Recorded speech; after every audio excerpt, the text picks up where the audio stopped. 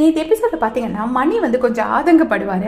ஏன் எனக்கு மட்டும் கிளாப்ஸே வர மாட்டேங்குது அப்படின்னு சொல்லிட்டு நான் கண்டிப்பாக அந்த இடத்துல மணிக்கு சப்போர்ட் பண்ணணும்னு ஆசைப்படுறேன். மணி வந்து அதர் தான் கேர்ள்ஸ் கூட வந்துட்டு கொஞ்சம் கூத்தடிக்கிறாரு. அது அவர் ஒய்ஃப் மட்டுமே கோவப்பட வேண்டிய விஷயம். அது தவிர்த்து பார்த்தீங்கன்னா நல்ல டாஸ்க் ஆடுறாரு, கோவப்பட வேண்டிய இடத்துல கோவப்படுறாரு, அனாவசியமாக கருத்து சொல்ல மாட்டேங்கிறாரு, யார் வேலையும் தேவையில்லாத பயமே வளர்த்துக்கல. அவர் எனக்கு தெரிஞ்ச ஒருவேளை மைனா அந்த சீசனில் வராமல் இருந்திருந்தா மணி வந்து ரொம்பவே ஷைன் பண்ணியிருந்திருப்பாரு அப்படின்னு எனக்கு ஒரு ஃபீலிங் இருக்குது. அவர் ஒரு நல்ல பிளேயர், நல்லா விளையாடுறாரு. தோ அவருக்கு ஒரு ஸ்டார் ஸ்டேட்டஸ் கிடைக்கல அப்படின்னா கூட, ஏன்னா இப்போ எவ்வளோ நல்ல ஆக்டர்ஸ் இருந்தால் கூட அஜித் அண்ட் விஜய்க்கு கிடைக்கிற அந்த ஸ்டார் ஸ்டேட்டஸ் எல்லாத்துக்கும் கிடைக்காது. அதுக்கு ஒரு லக் வேணும். அந்த மாதிரி ஒரு லக் இல்லாதனால தான் மணி வந்து ரொம்ப ஷைன் பண்ண முடியலையோ அப்படிங்கிற மாதிரி எனக்கு தோணுச்சு. அவரை வந்து எல்லாருக்கும் பிடிச்சதுனாலே உடனே மைனா வந்து கரெக்டாக அந்த ரீசன் சொல்கிறாங்க. உன்னை எல்லாருக்கும் பிடிச்சிருக்குடா, அதனால உன்னை வெளியில் பிடிக்கல. நீங்கள் பார்த்தீங்கன்னா மைனா மகேஸ்வரி செம்ம கிளவர்.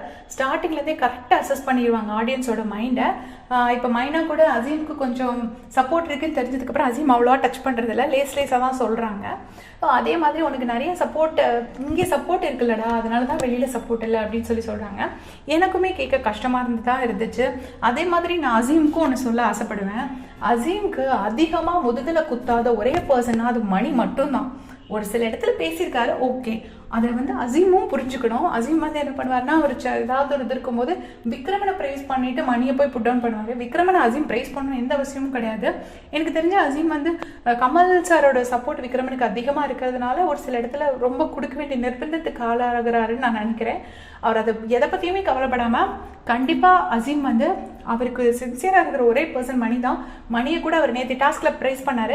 அதே மாதிரியே கூட அவர் எல்லா இடத்துலையும் பண்ணலாம், தப்பே கிடையாது. அப்புறம் மணிக்கும் ஒரு இந்த விட கொஞ்சம் அங்கீகாரத்தை மணி டிசர்வ் பண்ணுறாங்கன்னு நான் ஃபீல் பண்ணுறேன். நீங்கள் என்ன நினைக்கிறீங்கன்னு கமெண்ட்ஸில் சொல்லுங்கள்.